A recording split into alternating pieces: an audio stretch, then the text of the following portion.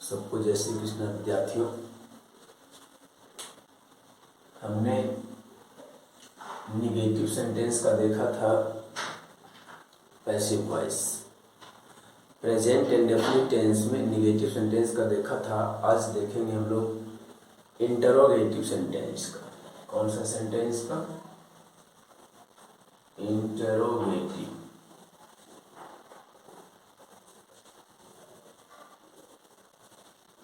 Interrogative sentence का देखेंगे passive voice.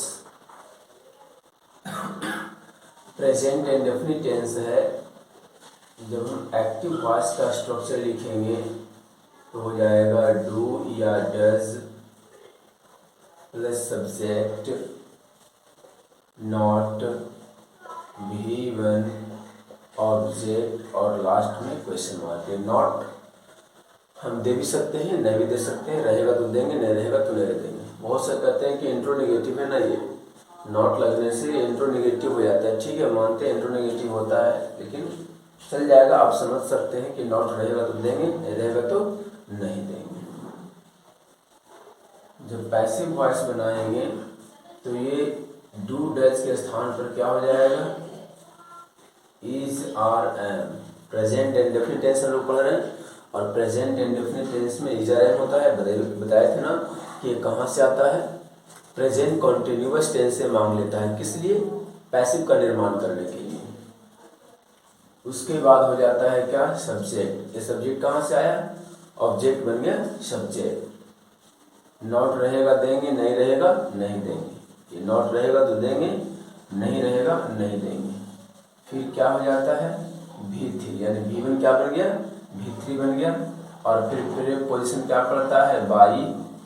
और ये सब्जेक्ट क्या बन गया? ऑब्जेक्ट। और लास्ट में क्या दे देंगे? Question mark. चलिए एग्जांपल हम लोग देख लेते हैं। अगर कहें do I teach them, do I teach them, तो ये हो गया एक्टिव वॉइस का। बनाना है हमें क्या? Passive voice. आई हो गया सब्जेक्ट, ये हो गया ऑब्जेक्ट और ये हो गया V1।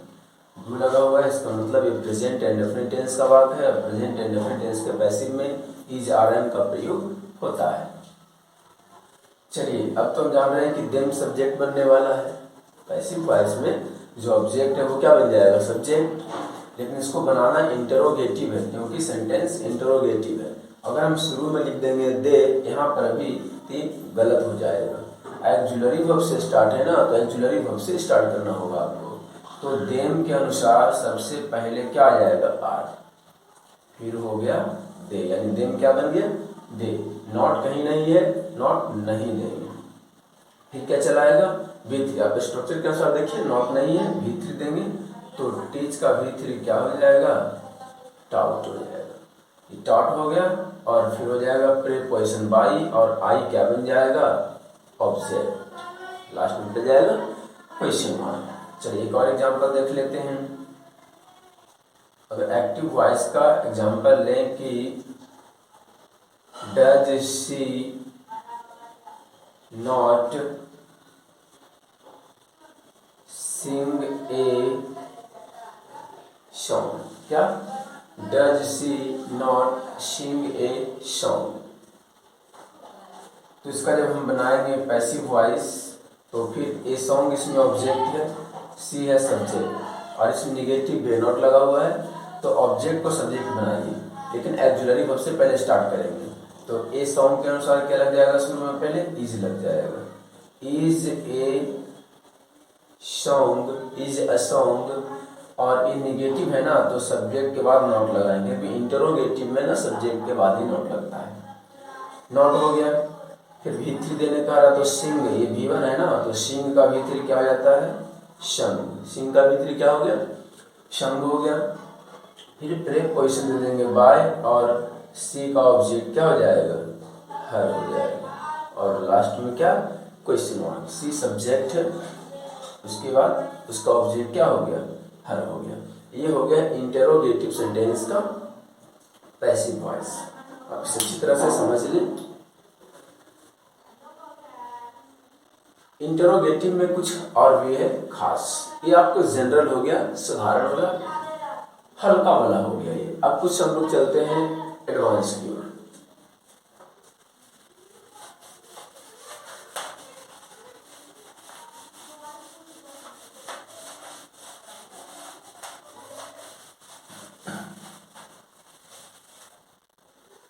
देखिए इंटरोगेटिव में ध्यान से देख लीजिए कि अगर इंटरोगेटिव सेंटेंस का एक्टिव वॉइस का स्ट्रक्चर वाई से शुरू है, अगर व्हेन से शुरू है, अगर वेयर से शुरू है, हाउ से शुरू है, तो इसका कोई खास नियम नहीं है। इसका बनता है पैसिव वॉइस, लेकिन कोई खास नियम नहीं है। जो अभी आपने पढ़ा इंटरोगेटिव सेंटेंस, उसी में एक्जुलरी वर्ब के आगे सिर्फ हम लगा देंगे ये सभी को, तो वो डब्ल्यूएच क्वेश्चन का हो जाएगा, डब्ल्यूएच वर्ड का हो जाएगा, जिसको हम क्वेश्चन वर्ड भी कहते हैं। मीन्स एक्जुलरी वर्ब के पहले इस सारे क्वेश्चन वर्ड को लगा दीजिए। जैसे एक्टिव में रहेगा वैसे ही पैसिव में सेम टू सेम लिख देंगे। मतलब इसका कोई खास नियम नहीं है। खास नियम किसका है देखिए ध्यान से। हु का कुछ खास तरीका से बनेगा, वाट का कुछ खास तरीका से बनेगा, हुम का कुछ खास तरीका से बनेगा, फिर आपको आएगा भीज प्लस नाउन, फिर आपको आएगा हुज प्लस नाउन। तो ये भीज प्लस नाउन जो है कभी सब्जेक्ट का काम करता है, कभी ऑब्जेक्ट का काम करता है, और ये हुज प्लस नाउन भी कभी सब्जेक्ट का काम करता है, कभी ऑब्जेक्ट का काम करता है। अब इसका पैसिव कैसे बनेगा वो हम समझ लेते हैं। तो जान लीजिए कि भीज प्लस नाउन सब्जेक्ट भी होता है, ऑब्जेक्ट भी होता है। अब वो सेंटेंस में पता चलेगा कि कब वो सब्जेक्ट का काम करेगा और कब वो ऑब्जेक्ट का काम करेगा। कौन? भीज प्लस नाउन और हुज प्लस नाउन। देख लेते हैं। सबसे पहले हमको याद रखना यहाँ से क्या है कि हु, ये अगर एक्टिव वॉइस का है तो ये इधर पैसिव वॉइस में होगा। हु होता है सब्जेक्ट। क्या होता है? सब्जेक्ट। वो भी कैसा सब्जेक्ट होता है? Singular subject. अगर हु का बात करें तो वो सिंगुलर सब्जेक्ट का काम करता है और जिसका ऑब्जेक्ट क्या होता है? हुम। जैसे आप याद किए होंगे आई का मी, मी का आई, उसी प्रकार से आपको याद रखना पड़ेगा कि हु का हुम होता है और हुम का हु होता है। यानी हुम क्या हो गया? हुम हो गया ऑब्जेक्ट। मैं ये पूछे कोई आपसे कि बताओ कि हु सब्जेक्ट है या ऑब्जेक्ट, तो बताना है हु होता है सब्जेक्ट और उसका ऑब्जेक्ट क्या होता है? हुम होता है। उसी प्रकार से अगर हम देख लें वाट, तो वाट एक्टिव वॉइस में, एक्टिव वॉइस पर लिखा हुआ है, वाट एक्टिव वॉइस में ऑब्जेक्ट का काम करता है, लेकिन जब ये पैसिव वॉइस में जाता है तो ये वाट सिंगुलर सब्जेक्ट बन जाता है। सब्जेक्ट में कैसा सब्जेक्ट बन जाता है? ये सिंगुलर सब्जेक्ट बन जाता है। कैसा? Singular subject. ध्यान से याद रखना पड़ेगा पहले कि वाट एक्टिव वॉइस में ऑब्जेक्ट होता है, जबकि वाट पैसिव वॉइस में सब्जेक्ट होता है। वो भी कैसा सब्जेक्ट? सिंगुलर सब्जेक्ट होता है। ये आपको याद रखना पड़ेगा। जैसे आपने याद किया है आई का मी का आई, वी का अस का वी, यू का यू का यू, ही का हिम का ही, शी का हर का शी, दे का देम का दे। इसी प्रकार से आपको याद रखना पड़ेगा कि हु का हुम और हुम का हु। वाट एक्टिव वॉइस में ऑब्जेक्ट, लेकिन पैसिव वॉइस में सब्जेक्ट। चलिए आगे हम देखते हैं कि कैसे बनता है इसका पैसिव।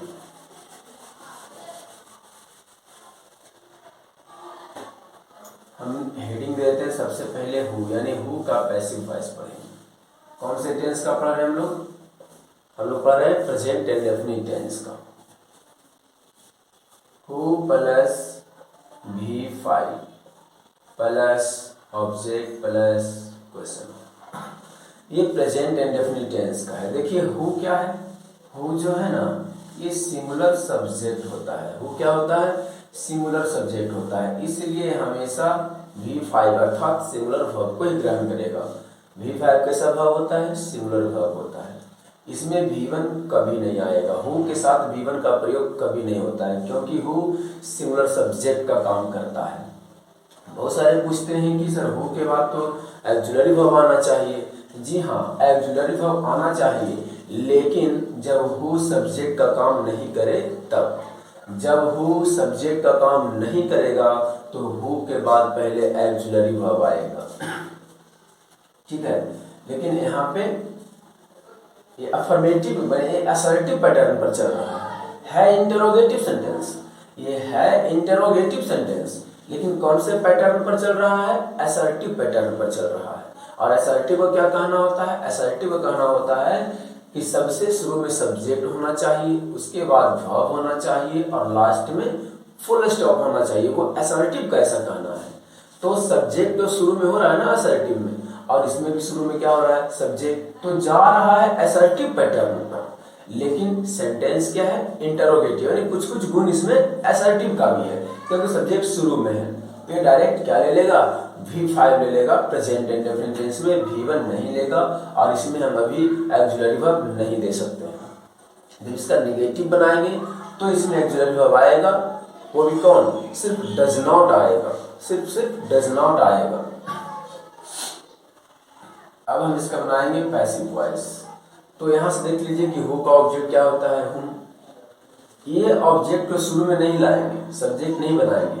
अगर इस ऑब्जेक्ट को हम शुरू में ला करके सब्जेक्ट बना देंगे तो फिर वो इंटरोगेटिव नहीं रह जाएगा, हमको इंटरोगेटिव ही बनाना है।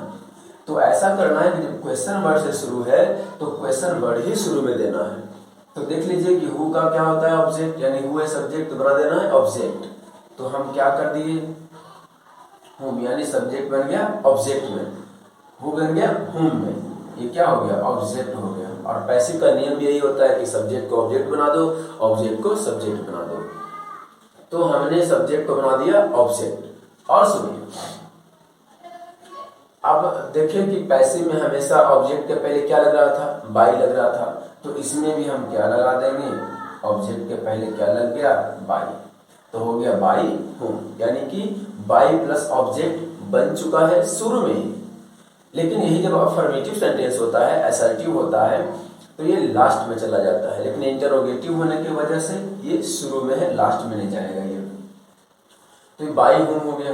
अब ये तो ऑब्जेक्ट हो गया। अब देखिए यहीं पर आएगा क्या? Is, are, am. अब यहाँ पे क्वेश्चन वर्ड है, लेकिन ये सब्जेक्ट नहीं है, ये ऑब्जेक्ट है। तो यहाँ आ गया क्वेश्चन ऑक्सिलरी वर्ब, इसके बाद आ गया, उसके बाद आ जाएगा क्या? जो ऑब्जेक्ट है वो बन जाएगा सब्जेक्ट। ये ऑब्जेक्ट क्या बन गया? सब्जेक्ट। अगर नॉट इसमें रहेगा तो हम यही सब्जेक्ट के बाद नॉट देंगे। अगर वाक्य में निगेटिव रहेगा इसका तो नॉट यही सब्जेक्ट के बाद देंगे, लेकिन नॉट नहीं है, फिलहाल नॉट नहीं देंगे। और उसके बाद क्या हो जाएगा? V3, यानी जो V5 होगा वो क्या बन जाएगा? V3। और लास्ट में सिर्फ क्या पड़ जाएगा? Question mark. इसमें लास्ट में बाई प्लस ऑब्जेक्ट नहीं पड़ेगा, क्योंकि बाई प्लस ऑब्जेक्ट कहाँ आ चुका है? शुरू में आ चुका है। और इसका दूसरा तरीका भी है कि अगर आप बाई हुम न लिख करके शुरू में हु लिखना चाहते हैं, क्या लिखना चाहते हैं? हु, तो सिर्फ हु लिखिए और जो भी है सारा जस का तस लिखेंगे।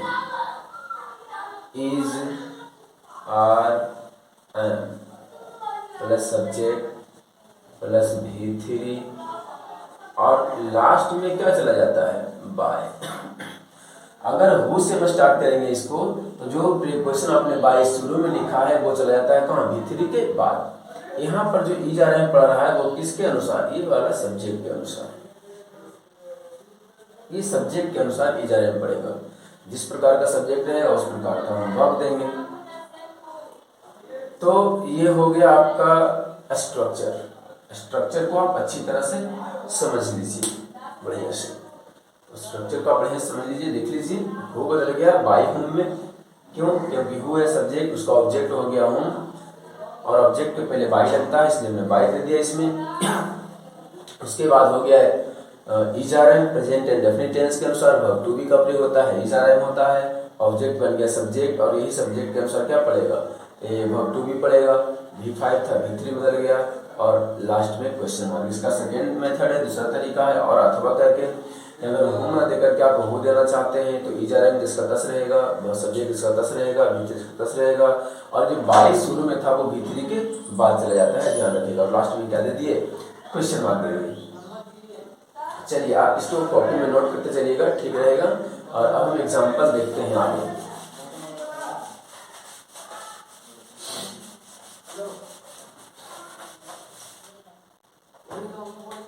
एग्जाम्पल देखते हैं, लिखा हुआ रहेगा who helps the poor, who helps the poor, और लास्ट में क्या पड़ जाएगा, क्वेश्चन मार्क। ये आपका हो गया एक्टिव वॉइस। कौन सा वॉइस, एक्टिव वॉइस। इसको बनाएंगे हम पैसिव वॉइस। तो हु का क्या हो जाएगा, बाई हुम हो जाएगा। द पुअर यहाँ पे ऑब्जेक्ट है और पुअर एडजेक्टिव होता है, उसके पहले द लगा हुआ है, इसलिए एडजेक्टिव के पहले हम द लगाते हैं तो वो हमेशा प्लूरल नाउन का काम करता है, यानी वो प्लूरल है। तो यहाँ पर क्या लग जाएगा, आर। किसके अनुसार, द पुअर के अनुसार, क्योंकि यहाँ पर क्या आने वाला है, द पुअर। द पुअर के अनुसार क्या लग गया, आर लग गया। अब हेल्प्स का V3 क्या हो जाएगा, हेल्प्स का V3 हो जाएगा हेल्प, और लास्ट में क्या कर देंगे, क्वेश्चन मार्क। देख लीजिए हु बदल गया बाई होम में, द पुअर बन गया सब्जेक्ट, ये ऑब्जेक्ट से बन गया सब्जेक्ट के अनुसार लग गया आर, और हेल्प्स का V3 हेल्प हो गया। इसका सेकेंड मेथड क्या है कि अगर हम हु का हु रहने दें तो who are the poor helped, क्या हो गया, हेल्प्ड, और लास्ट में क्या पड़ जाता है, V3 के बाद बाई पड़ जाता है। स्ट्रक्चर देख लीजिएगा, लास्ट में क्वेश्चन मार्क हो गया। अगर हम इसका निगेटिव बना लेते हैं, अगर निगेटिव हम पर क्वेश्चन दें, निगेटिव क्वेश्चन है क्या कि हु डज नॉट, निगेटिव में डज नॉट आएगा, डू कभी नहीं आएगा, क्योंकि यहाँ पे सिंगुलर सब्जेक्ट है। Who does not read English, कौन अंग्रेजी नहीं पढ़ता है, ये आपका क्वेश्चन है। तो इसका जब हम एक्टिव वॉइस का हो गया, अब बनाना है हमें क्या, पैसिव वॉइस का। हु बदल जाएगा क्या चीज में, बाई हुम में। अब इंग्लिश से ऑब्जेक्ट बनेगा सब्जेक्ट, उसके अनुसार इज आ जाएगा। इंग्लिश यहाँ पे क्या बन गया, यहाँ पे ये बन गया सब्जेक्ट, और इंग्लिश के अनुसार क्या लग गया, इज लग गया। निगेटिव है तो सब्जेक्ट के बाद ही नॉट लगता है, ये सब्जेक्ट बन गया ना यहाँ पर, तो सब्जेक्ट के बाद नॉट लग गया क्योंकि निगेटिव है। और V3, रीड का V3 वही होता है, पढ़ते हुए सिर्फ उच्चारण रेड होता है, और उसके बाद लास्ट में क्या दे दिए, क्वेश्चन मार्क। इसका सेकेंड मेथड भी होता है क्या, हु दे दिए, इज दे दिए, वही हु दे के सारा सेम टू सेम लिखना होता है, और इंग्लिश हो गया सब्जेक्ट, फिर क्या हो गया नॉट, और V3 हो गया रेड, और लास्ट में क्या पड़ जाता है, क्वेश्चन मार्क। ये हु का हो गया, अच्छी तरह से समझ लीजिए इसे। और इसके बाद आपका होगा वाट का, होम का, और विच प्लस नाउन का, और हुज प्लस नाउन का। वो थोड़ा सा डिफिकल्ट आपको लगेगा, लेकिन ध्यान से सुनिएगा, समझिएगा, कोई दिक्कत नहीं होगा, इजी वे में समझ में आ जाएगा। थोड़ा सा एडवांस टाइप का होता है। उम्मीद करते हैं इसमें आपको अच्छी तरह समझ में आ गया होगा। तो आगे का क्लास अगले वीडियोज में होगा। फिलहाल के लिए आप लोग इसे चैनल को सब्सक्राइब कर लेंगे, जो नए होंगे कमेंट करेंगे, शेयर करेंगे, लाइक करेंगे, और इसका नेक्स्ट पार्ट नेक्स्ट वीडियो में होगा। फिलहाल के लिए